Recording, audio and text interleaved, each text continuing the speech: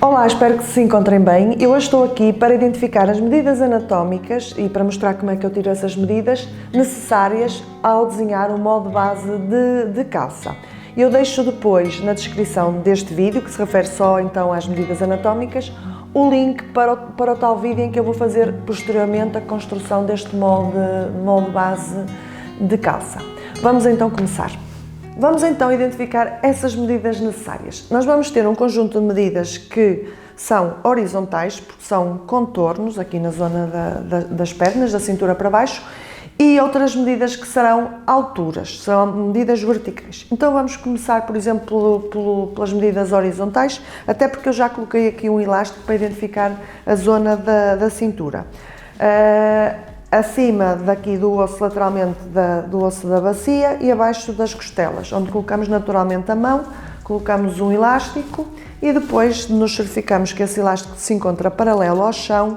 É só colocar a fita métrica e identificar a medida.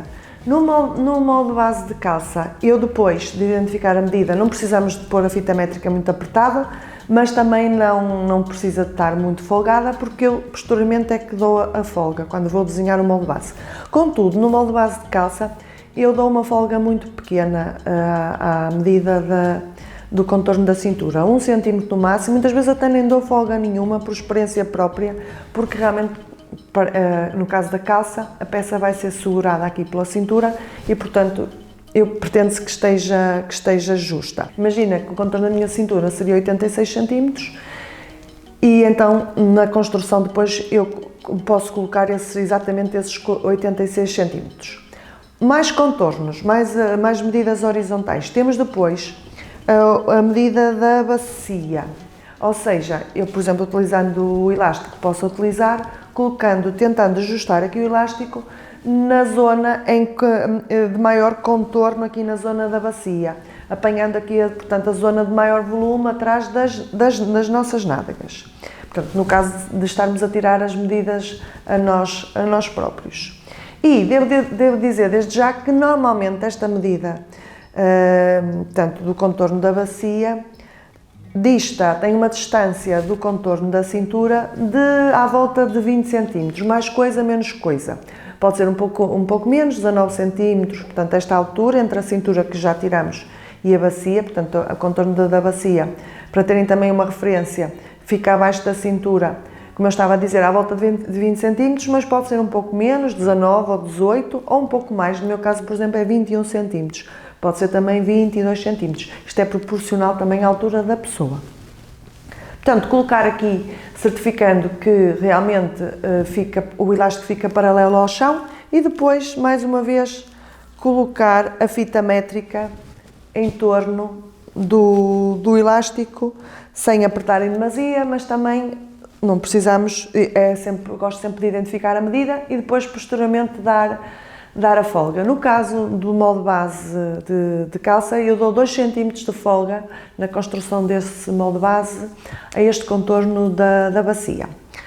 Mais contornos do joelho, até vou utilizar aqui uma cadeira, o contorno do joelho na zona da dobra do joelho. Colocar. E no meu caso, por exemplo, dá 40 cm de contorno e normalmente eu dou 4 cm de folga. Portanto, na construção, depois, na largura do joelho, a referência será 44 cm neste contorno.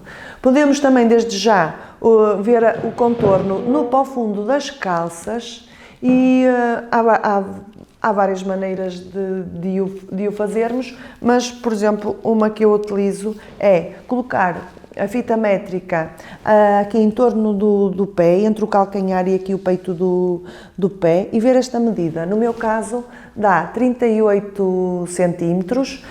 Se tirasse essa medida descalça, podemos tirar descalças, no meu caso dá 33 centímetros. E depois o que eu faço é dar uma folga de mais ou menos também de 4 centímetros.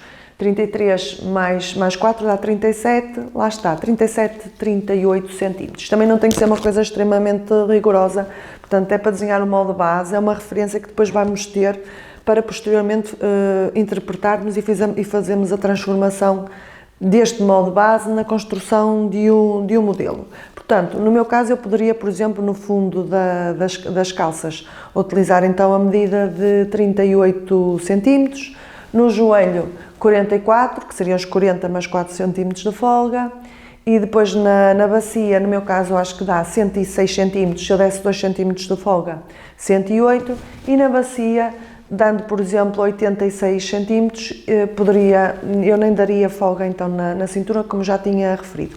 Ainda me estava a esquecer, e uma medida importante, de tamanho horizontal, é o contorno da coxa, ok? Aqui, mesmo na zona do entrepernas, no topo. E então também colocaria aqui a fita métrica e veríamos qual a medida deste contorno. E depois daríamos aqui também, tal como fizemos na bacia, pelo menos 2 cm de folga. Por exemplo, no caso da minha coxa, eu já medi e tem 65 cm, ou 66 cm, e eu daria então mais 2 cm de folga, portanto eu consideraria depois na construção que o contorno da coxa, da perna aqui na zona da coxa, no fundo na zona do gancho, da base do gancho, seria de 66 mais 2 cm, 68 cm. Agora, os contornos já estão, vamos passar às alturas. As alturas, uma que até já falei ao bocado, quando media o contorno da bacia, que era a distância entre a cintura e a bacia. No meu caso, então, é de aproximadamente 21 cm. Portanto, a referência será sempre da cintura para baixo, agora nas alturas. Por exemplo, se eu até ao medir posso utilizar 2 elásticos, eu neste caso só pus um, mas poderia utilizar um elástico para colocar na cintura e medir o contorno, e depois outro elástico para colocar aqui na bacia para medir o contorno da bacia. E depois já tinha os 2 elásticos e era só ver a distância entre a cintura e a bacia. Como eu disse, no meu caso será 21 cm. Depois, outra altura, a altura do joelho, e é assim, da cintura para baixo. Portanto, desde a cintura, que no caso tenho aqui o elástico, até aqui à dobra do joelho, sensivelmente. No meu caso, são 61 cm. Outra medida, a medida total, aqui lateral, da cintura para baixo até ao chão, ok? Portanto, eu sei que, às vezes até ponho a fita métrica ao contrário, o início onde eu vou começar a medir lá para baixo, e depois vou efetivamente ver aqui a medida que me dá desde o chão até à cintura.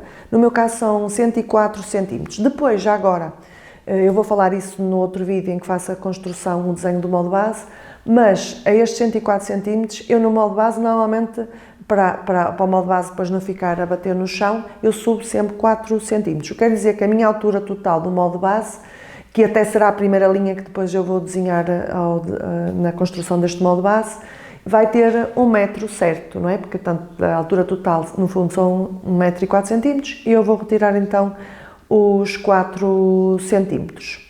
Recapitulando, temos então, em termos de alturas, altura total, começando assim agora do final para o início, altura total, altura do joelho, altura da bacia, e falta ainda uma altura importante, uma medida importante, que é uma altura, que é a altura do gancho, ou seja, que é a altura desde a cintura aqui ao entrepernas, esta altura. E uma maneira fácil de identificar essa medida é utilizar uma cadeira em que nos podemos sentar, e eu já tenho aqui o elástico a identificar, e, portanto, a medida, o contorno da cintura, e esta altura do gancho será a distância que vai desde a cintura, identificada aqui pelo elástico, até à base da cadeira, na vertical, ok? Na vertical. Portanto, temos que colocar aqui a base, o início da fita métrica, mais ou menos na altura do elástico da cintura, e depois medir até, com cuidado, até à base da cadeira. No meu caso, eu identifiquei uma altura de sensivelmente 26 cm, e depois aqui também devemos dar alguma folga para a calça, depois o molde base não ficar muito justo aqui em termos de altura do gancho, e, portanto, dar, por exemplo, 2 cm de folga, ou seja, quando eu for fazer a minha construção, eu vou colocar como altura inicial do gancho 28 cm. E depois de fazer a construção, claro que vou provar num tecido, por exemplo, num pano cru, e fazer os ajustes necessários. Estão assim identificadas as medidas anatómicas e agora é só desenhar o molde base, mas isso ficará para um próximo vídeo. Deixo depois o link na descrição. Até um próximo encontro.